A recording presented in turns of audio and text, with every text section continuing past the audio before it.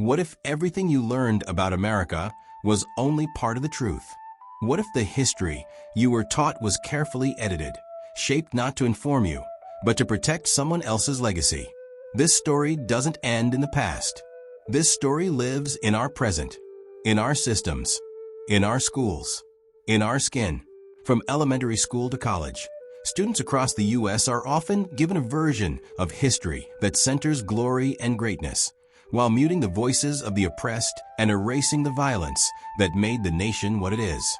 Textbooks often begin with the idea of discovery, Columbus finding a land already full of nations. They celebrate the Pilgrims, but skip over massacres.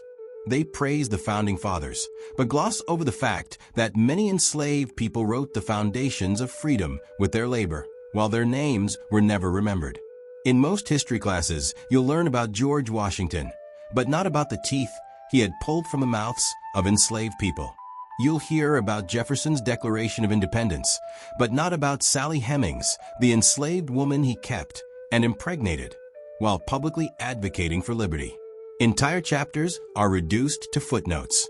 The Trail of Tears, the Tulsa Race Massacre, the Mexican repatriation, and the internment of Japanese Americans during World War II are rarely explored in detail. Sometimes, they're not even mentioned at all. Because history is power, and those in power have always controlled the narrative. In the 20th century, groups like the United Daughters of the Confederacy launched campaigns to recast the Civil War not as a fight over slavery, but as a battle over states' rights. They funded statues, rewrote textbooks, and installed propaganda in schools. Generations of students grew up believing that enslaved people were well treated, and that the South fought for honor, not for bondage. By controlling textbooks, school boards, and curriculum, they shaped minds to believe a gentler, safer version of history, one where systemic racism was rare, where colonization was justified, and where Black, Indigenous, Asian, and Latinx people were either invisible or villainized. Even in modern times, history is still a battleground. Laws are being passed to ban the teaching of critical race theory, a framework that simply says, let's examine how racism is woven into systems, not just individual behavior. But to some, that truth is too uncomfortable.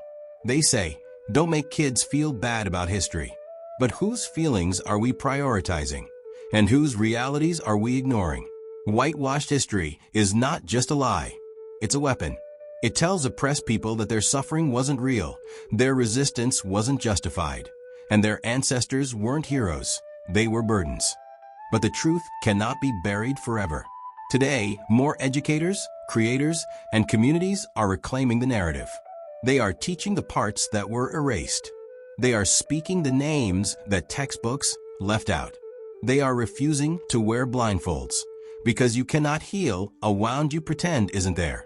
Unmasking the real history of the United States is not just about correcting textbooks or replacing statues. It's about understanding how the lies of the past built the inequalities of the present. Because when history is distorted, so is justice. Today, we see the shadows of stolen land in broken treaties, polluted reservations, and indigenous communities fighting for clean water. We see the legacy of slavery in generational poverty, in redlining, in mass incarceration, and in a system that still treats Black life as disposable. We see the scars of colonization in the criminalization of language, of culture, of identity, and in the silent trauma passed through generations who were taught to hate themselves. This is not just history. This is now. But here's the other truth. Despite all the erasure, suppression, and distortion, we are still here. The descendants of the enslaved, the children of the displaced, the survivors of silencing. Our skin holds stories. Our voices carry memory. Our presence is resistance. To unmask history is not to dwell in pain. It is to reclaim power. To say, we were not mistakes. We were erased by design. But now we are designing our own narrative.